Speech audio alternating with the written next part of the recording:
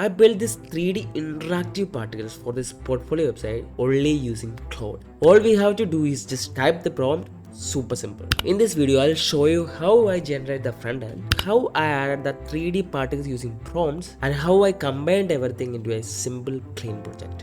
So let's get started. First, let's start with creating a front end. As always, I'm gonna create a front end using Lovable. So here I'm gonna paste the prompt, and this is a prompt, and also I'm gonna attach a PDF file of implementation plan. You can find all this in the Notion link I have attached in the description. Use that. And now I have added that implementation plan. After it's done loading, it's done, and now let's just enter it, and this will create the front end for us. And after it's done, let's download the code and move to Antigravity, and there I'm gonna show you something really amazing that's gonna blow your mind. First, let's finish this. And this is the result. The hero section is empty because we're gonna add some interactive feature there. You can see this is a selector work, and the images are not images are broken. Actually, we can fix that later. My goal is to show you the interactive feature you can make from scratch.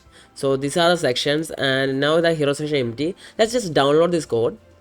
You can also find this whole code in the Notion template, and this is the whole code. I'm gonna just download this in zip file. So I started downloading. Next, all we need is a sphere. To create sphere, I'm gonna be using Claude, and it's a free version.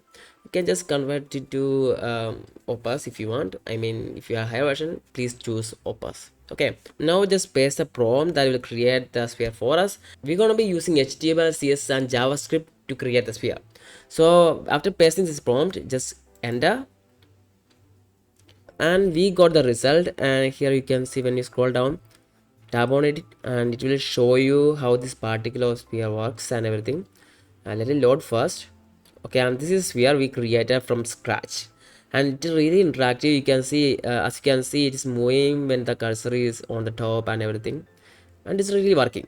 Right now we have this interactive sphere. All we need to do is add this to our hero section. Okay, just type in it's hero section empty in our website. Let's add this sphere. Okay, let's add this sphere in that hero section. For that, create a prompt. Simple as that, and just enter, and this will create the prompt that will let you add this interactive feature in our hero section. As you can see, it's building the prompt, and it's already finished. Wait, it's just gonna finish soon. Yeah, it's finished. Now we got ourselves a prompt in hand. Just copy this prompt. Wait, let me scroll up. Copy this prompt. Okay, and all we need to do is just add this prompt in our Antigravity. Before that, we need to move the whole code to Antigravity first. So the code was in zip file. I converted that, and this is a regular file. Now let's just add to Antigravity. Just open and select this obedient flow main. Select the folder. Now we have officially moved the whole code into Antigravity. Okay, go to Claude again, just copy, make sure I copied that. Copy, and now go to Antigravity. Yeah.